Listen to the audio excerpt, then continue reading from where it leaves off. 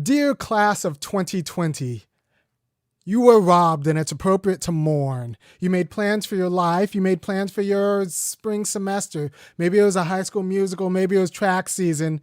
Maybe it was prom. Maybe it was a summer job that was lined up that went south. It is appropriate to mourn because there was a way in which your freedom was taken away from you, insofar as freedom is simply the ability to make plans of your own design and enact them. And in order to do that, the world must play along. And the world did not. So if you feel sad, first, I want to tell you that it is appropriate to mourn. In lieu of your high school graduation or college graduation, or just like, your spring fling, I am going to give you this speech that might be better than possibly what you would have heard at your graduation. Or at least it'll be more intelligible, because I know at most graduations it's very hot and it's hard to hear what's going on. And it might be a series of cliches. So I'm going to try to give you something a little bit more than that. But I want you to know, first of all, it's perfectly appropriate for you to mourn. Your freedom was robbed. And I liken it to, and if you want to talk to your parents about this, to the 1980 Olympics when the U.S. pulled out because we were in the middle of the Cold War. But you had all of these athletes who had trained their entire life to peak at that Olympics. And then the Olympics were taken away from them. And there's a way in which we robbed them of their freedom, of their self-determination in doing that. So you're kind of like an Olympic athlete, just on a possibly different scale, but it's still you. So these were your dreams that were dashed by COVID-19. It wasn't the Cold War. It was a war against the invisible enemy, which is this virus.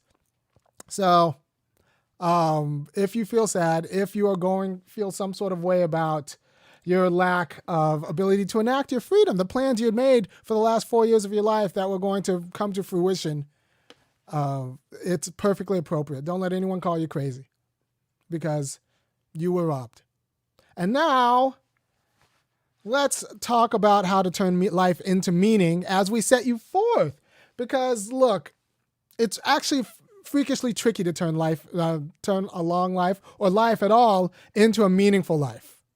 People think it's easy, but then once you get a certain age, you start going to funerals, and there's not an equality among funerals. Some funerals are better than others because some lives were more meaningful than others, and this is what people don't tell you, but it's nevertheless the case. So I'm going to give you kind of the building blocks of a meaningful life, and I hope you can do with what you will with that. And it's not always the longest life, right? Even, a lot of people might watch this are Christians. Jesus only made it to about 33. So it's not as if the people who made it to 93 did live their life more meaningfully than he did. So we need to kind of think through what it means to live a meaningful life and what are going to be the constitutive conditions of it. Because it's not just long. It's not just having money, because a lot of people have money and have a hard time turning money into meaning. You just look at their medicine cabinets and you find out that there's a lot going on, and it's a struggle. And that's the struggle that you're going to be kind of thrown off into as a modern person whose biggest problem is how to turn my freedom into meaning.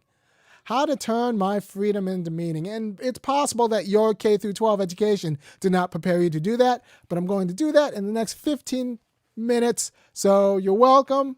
But understand that that's the problem. And it's an indeterminate problem. Right? When I say modern, I mean the modern problem is, how do I make sense of freedom in a world where science seems to work? So how do I make sense of my freedom? How do I turn my freedom into meaning? And so it's going to be a problem of indeterminacy. Determinacy means I have a concrete problem. I know what it is. Indeterminacy is me. I don't really know what to do. I could do anything. I could be anything. But that means I could also be nothing, because if you can be anything, that means you are nothing, in a way. It's like when you go to eat, do you want a spoon that's a good spoon? Or do you want a fork that's a good fork? Or do you want a spork? You don't want to really live the life of a spork, because sporks are neither good at being spoons nor good at being forks. You want to actually be a thing. But what thing should you be? that is up to you, and it's not always obvious what to do. So how to turn your freedom into meaning. Some people have to deal with this with what college to go to. Other people are going to have to deal with it with what major, what job I should get. Should I go into the armed forces?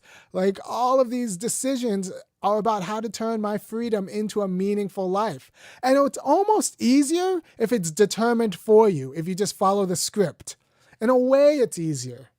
Not in the best way, but there is a way in which, like, if I'm under shackles, I know what my problem is. I need to get these shackles off. If I'm behind bars, if I'm in jail, I know what the problem is. I need to get out of jail.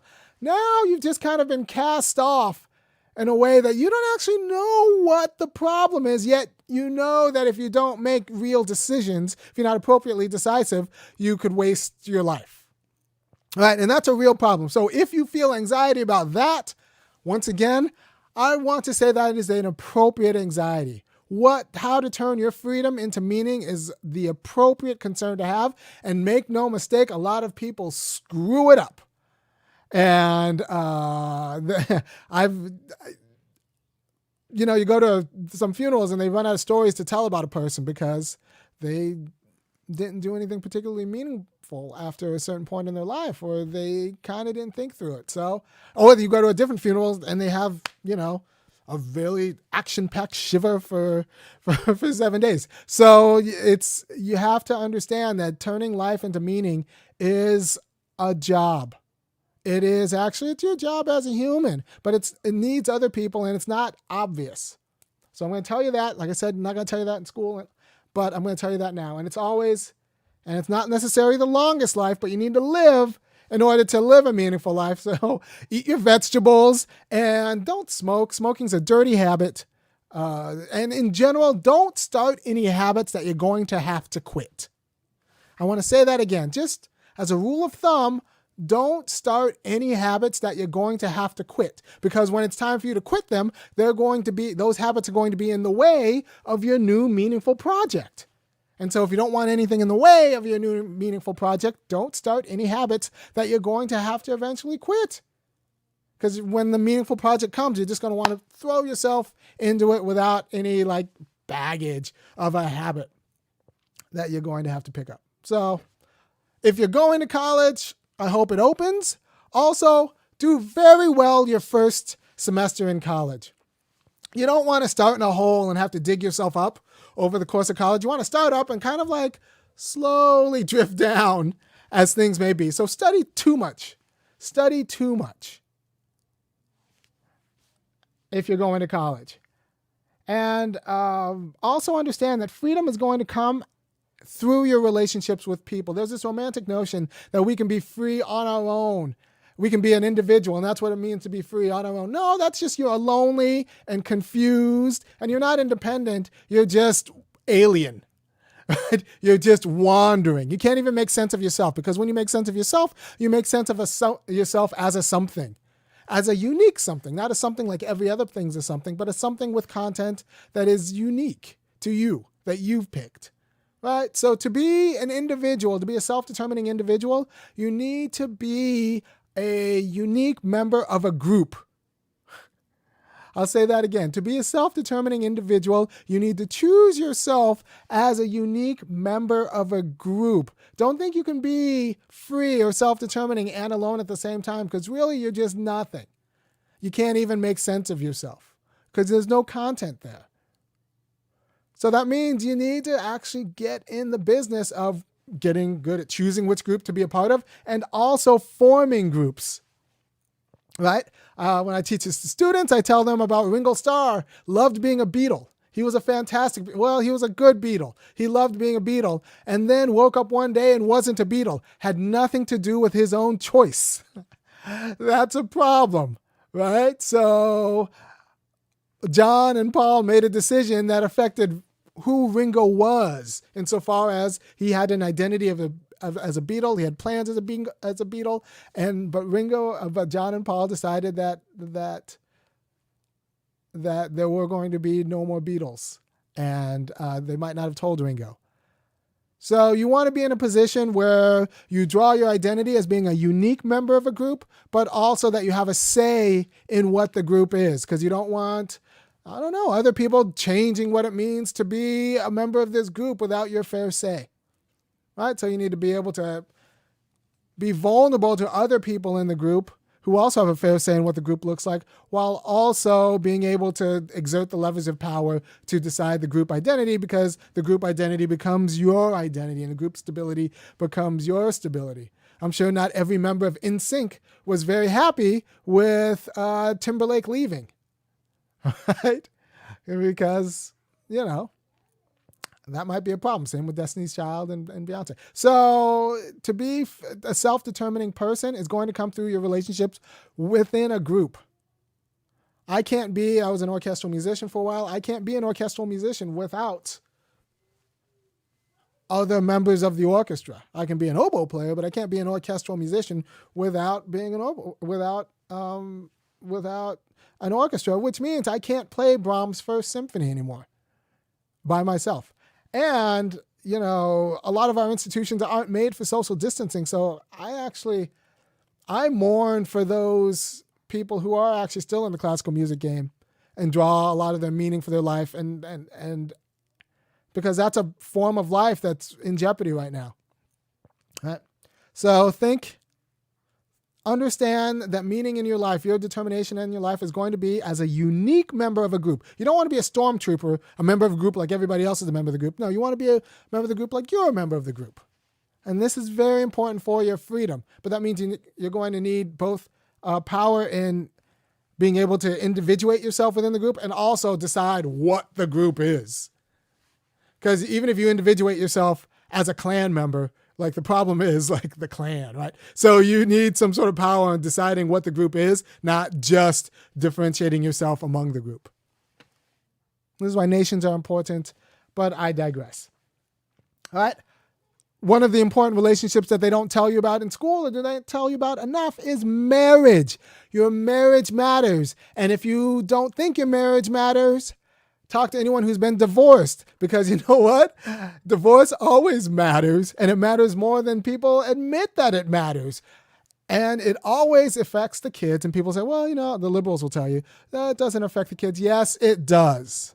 You can mitigate some of the damage, but yes, it will affect the kids. So let's figure out how to marry the right person. And the constitutive element you're going to look for in marrying the right person is someone who can creatively problem solve with you. I'll say that again. The constitutive element you're going to need in marrying the right person is someone who can creatively problem solve with you. And that's what makes marriage an institution of freedom. Because that means any external shocks that come, you lose your job, you lose your hair, you get a bad diagnosis, you're stuck quarantining together. What's going to save it, what's going to sustain it, and what's going to actually vivify it and give it life is your ability to creatively problem solve with each other. You marry some person for money, and then you're stuck quarantining with them, and then you want to poison them because they're awful, and you just married them with the assumption that they would make money out there. And make no mistake, in these United States, there are a lot of quiet poisonings going on that nobody talks about because we don't do autopsies on everyone. This is something they don't tell you in high school. We don't do autopsies on everyone. And sometimes poisoning's easier than a divorce for some people who weren't raised right. So marry someone who can problem solve with you so that they will not poison you and so that you can enjoy your life together. And if you're black, you're just going to have to, in order to sustain a marriage, because the better for worse, richer for poor, that actually means something for us. And I told my wife and I've been married about 10 years now. And, that means something for us because I could lose a job. The worst means it's going to happen. So if it's held together by some sort of external determinant, then it's not an institution of freedom. You're always a prisoner to, being able to sustain a job or being able to sustain your health. But if it's internally cohesive, because the most important thing is just a mutual respect and able to problem solve with each other against external variables, then the marriage will sustain itself. So if you're marrying for money, if you're marrying for looks, if you're marrying for passion, all of that fades and is fickle. If you're married for their ability to creatively problem solve against the fickleness of the world, that will sustain your marriage.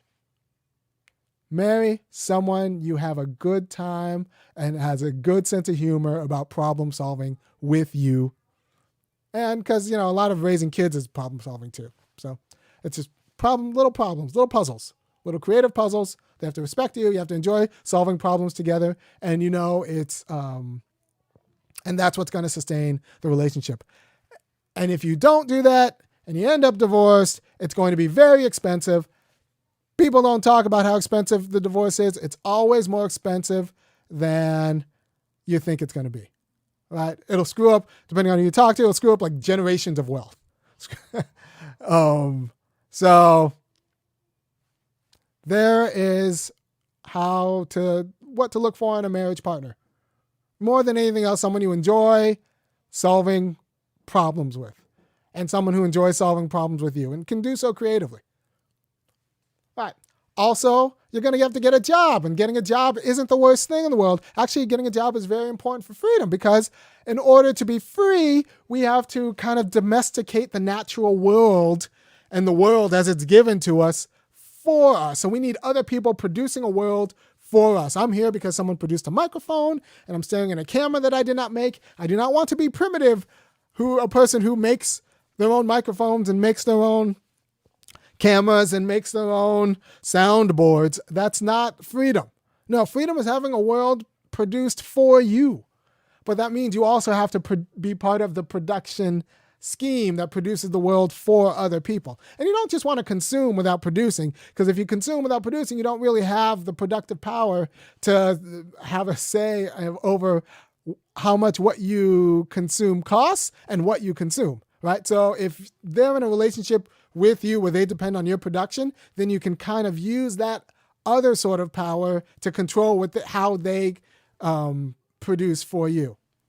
Right? So freedom is a matter of mutual production for each other. I don't want to grow my own tomatoes all the time. I want to go to Kroger, which means I need someone to have open Kroger, which makes markets awesome. So markets are awesome. You should be productive in them.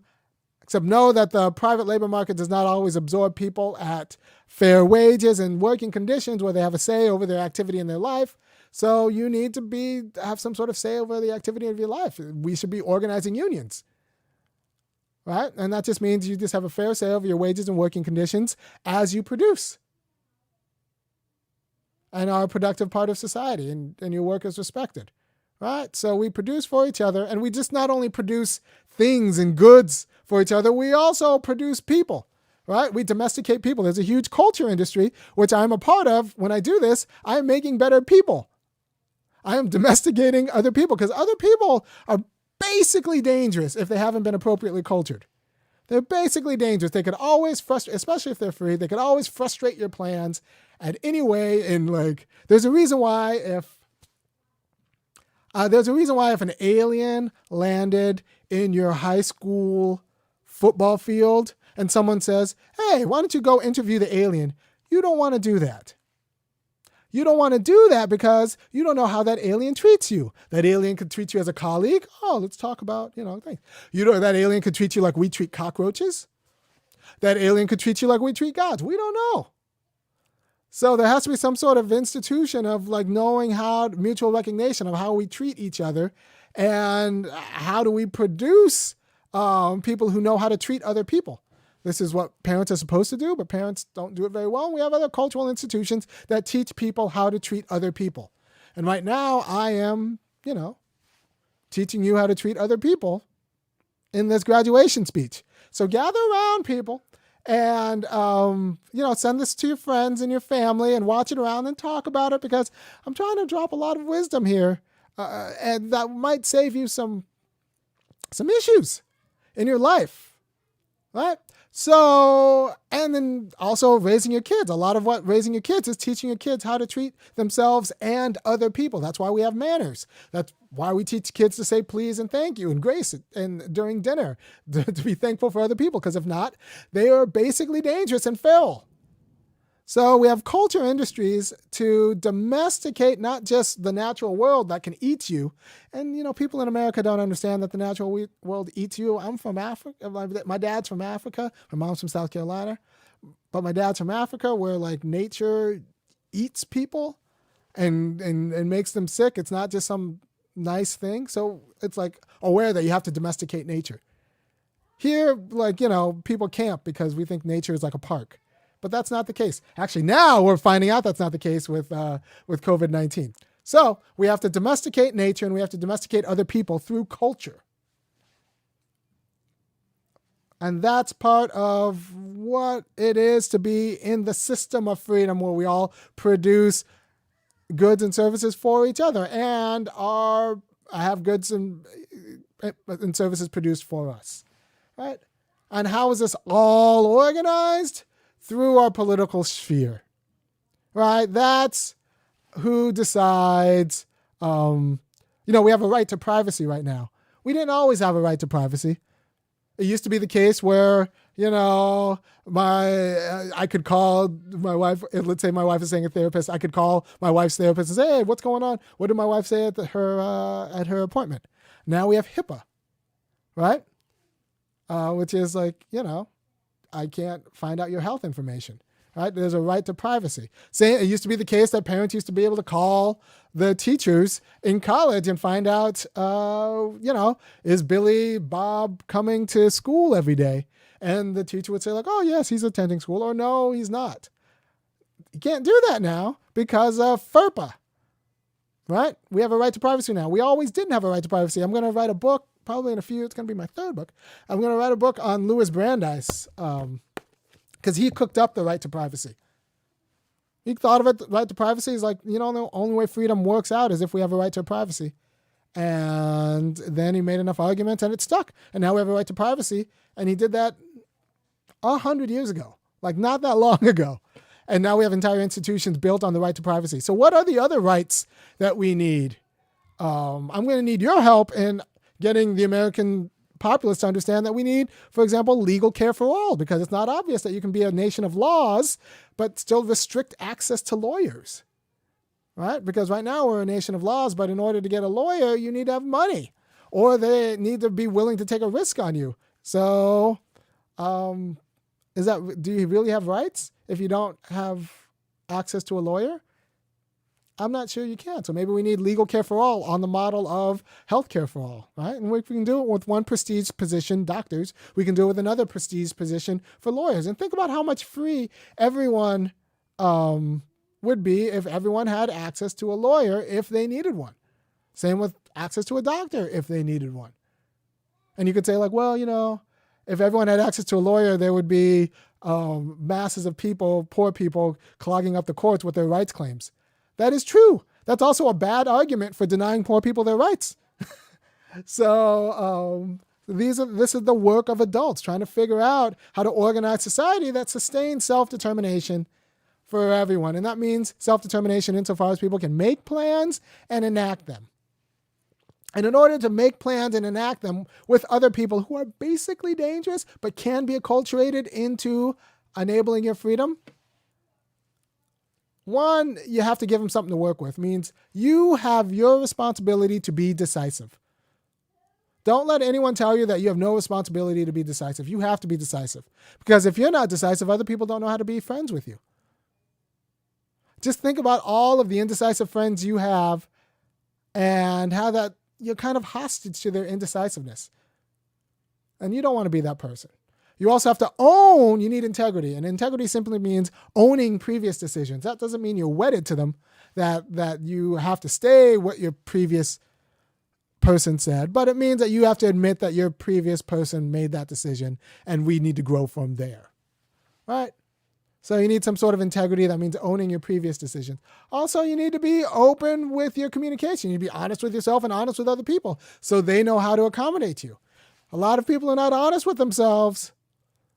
And they've been acculturated into not being honest with other people. And maybe they've even been taught to not be honest with other people because of, for a reason I'll talk about later. So you need to be honest with yourself and with other people, and you have to be open to other people being honest with you and changing accordingly.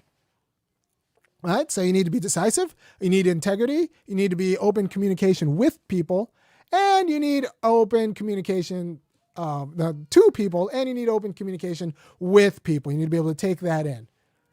And then you're willing to interact with the world under the condition that everybody else in the world is also so disposed. So you need to actively make people who are decisive and people who have integrity and people who are open with people and people who are open to. And the problem with that is there are a lot of institutions that are built on lies. Unfortunately, and this is just confusing, and it confuses the plans you make for yourself, and it distorts your view of reality. There are a lot of institutions that are built on lies. And in America, there's great scholarship. The lies start, you learn to lie at home. So some people have homes that are truth-free zones, where if you actually tell the truth about how your day went, you would break some rule of decorum, and your parents would get upset at you. How dare you tell me how your day actually went, or what you actually did at school, or like what you actually did on your date, or who you actually like. So you learn how to lie in school, and they call it you learn how to lie at home, and they call it manners. And maybe you go to church, and where everyone teaches you how to lie there at church, if you go to a great church, and they call that manners too. And then you go to school, and you've become an expert liar because you've been well trained to lie at home, and you've been well trained to lie at church, and you go to school, and you know how to play the game and lying there. But it ends up with not only you confusing yourself about what you want and who you are, you end up confusing other people who actually want to be honest with you. So we need to rebuild. Your task, class of 2020, is to rebuild an America where truth-telling is honored, so that we can solve our problems and not have a distorted view of reality and not distort other people's view of reality, even if their dignity is held in the lie. Right? So that is your task. And with that, we can all enable each other to be free and self-determining. And that is a beautiful thing. Right? So, I hope this has been helpful. I hope you go forth and think about how you create the institutions of self-determination that you need in order to be free, but include other people, because you can't be free and alone at the same time. You're just alone and alienated and very anxious about the world that could always frustrate your plans. So you need to remake the world that is not going to frustrate your plans, but is going to enable them. It is also the case that you can't climb in a broken system while you're changing it. A lot of people will tell you stories about how they can, change the world as they succeed in it as is. I'm sorry to break that. That's just not the case. Because the world is an organism. It's got antibodies that will frustrate any real change makers. So anytime you're really serious about changing the world for the better, there's going to be the world's antibodies are going to attack you. And if you're going to succeed in the world as is, that means not being attacked by them. So be very wary of careerists who think they can both change the world and succeed it in the same way, especially if this is an institution of higher education or anybody who's spent their entire life getting all A's by doing exactly what they were told to do. That might not prepare them for justice work. It might prepare them for doing exactly what they're told, which might be rooted in your degradation. Lastly, a lot of people tell you to read Jack Kerouac on the road when you graduate from high school, or The Heartbreaking Work of Staggering Genius. I'm going to say no. One, if you're going to read Kerouac, read Dharma Bums. I think it's a better book. But instead, I think Steinbeck holds up. Right? Start with Cannery Row, a wonderful little book written by Steinbeck, but then graduate to Grapes of Wrath, East of Eden, and In Dubious Battle. And then when you're done, The Winter of Our Discontent, which I think is mwah. So Cannery Row, what you're going to read this summer while you're in quarantine, if you can get away from your people. Cannery Row, East of Eden, Grapes of Wrath, In Dubious Battle. I know you read Mice of Men in high school, but and then end with Winter of Our Discontent. And then I think you'll kind of get a sense of kind of the problem, or a sense of the problem, a sense of the American problem. But you could Also, in this video, I'm actually going to put my book list. Why don't I just do that? I'll put my book list and you can pick and choose from there. And know that if you care about justice in this world, you're going to have to get your race game right. You're going to have to be honest about the institutions that uphold racial injustice in the world and how those institutions that uphold racial injustice in the world use how we think about gender and sexuality in order to sustain racial injustice. So I'll put my book list on the video. Please share this video to everyone you know. And like I said, talk about it. I'm trying to create a service for the graduating seniors. And I hope if you enjoy anything I do, last but not least, anyone who gives you advice in this professionalized world, be wary because they also have bills to pay. Your therapist also wants to keep their practice open, which means they might not always tell you the truth. They'll tell you what it takes for you to come back next week, right? So they might get paid to indulge you. And a lot of people like being indulged. And that might be a problem for their mental health because what indulges you might not actually be good for you in the same way that candy might not actually be good for you. So people be very careful of these professionals who are paid to help you with your life because they're professionals and they have their own bills to pay. This includes pastors who have to keep the church roof up, right? Also be wary of non-professionals because the world is complicated. The modern world is complicated and they may not have the training to figure it out.